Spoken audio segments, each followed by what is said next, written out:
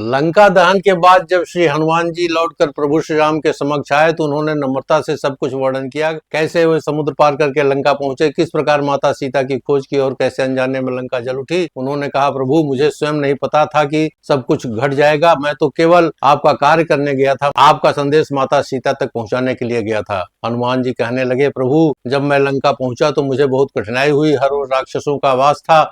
मैं थक चुका था और सोचने लगा कि शायद माता सीता का दर्शन अब संभव नहीं है। तभी मुझे एक संत स्वरूप व्यक्ति दिखाई दिए, विभीषण। मैंने तो सोचा कि लंका में सज्जन कौन हो सकता है, परंतु विभीषण ने मेरे सारे भ्रम मिटा दिए। उन्होंने मुझे बताया कि माता सीता अशोक वाटिका में है। तब मुझे विश्वास हुआ कि आपकी भक्ति और आपके संत हर जगह हर स्थान पर हैं, चाहे वह रावण की लंका ही क्यों न हो।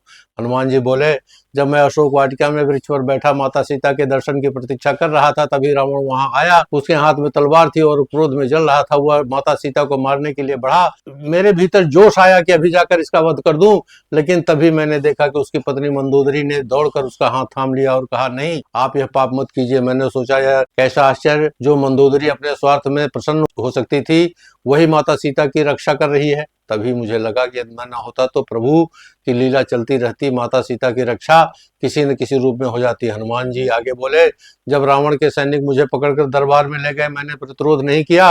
मैंने सोचा अब प्रभु की इच्छा जैसी होगी वैसा ही होगा। उसी समय विभीषण अपने आसन से उठे और बोले, दूत को मारना अधर्म है। उन्होंने मेरा पक्ष लिया, मेरी रक्षा की। यह देखकर मैं भाव विभोर हो गया। मैंने समझा, रावण का ही भाई मुझे बचा रहा है, जैसे रावण की पत्नी ने सीता जी को बचाया था। प्रभु की योजना कितनी अद्भुत है। फिर रावण ने क्रोध में कहा, इस बंदर की पूंछ में कपड़ा बांधो, तेल डालो और आग लगा दो। जब उन्होंने आग लगाई तब मुझे त्रिजटा नाम की एक राक्षसी की कही हुई बात याद आई। उसने माता सीता से कहा था, एक बानर आएगा और पूरी लंका जलाकर राख कर देगा। मुझे तब समझ में आया कि यह संतवाणी व्यर्थ नहीं होती। सब कुछ पहले ही प्रभु की योजना का हिस्सा था। हनुमान जी बोले, मैं तो जलाना नहीं चाहता था, न मुझे पता था कि कपड़ा कहाँ मिलेगा, तेल कहाँ से आएगा और कौन लगाएगा, पर प्रभु की इच्छा से सब घटित हुआ। मुझे तो केवल निमित्त मात्र बनाया गया था। आग रावण ने लगवाई पर मेरा नाम हुआ। उस दिन मैंने समझ लिया कि प्रभु जिस कार्य को कराना चाहते हैं उसके साधन और पात्र स्वयं बना देते हैं, कभी रावण के हाथ से, कभी विभीषण के द्वारा। फिर हनुमान जी ने नम्रता से कहा, प्रभु तब मुझे एहसास हुआ कि मैं नहीं होता तो क्या होता,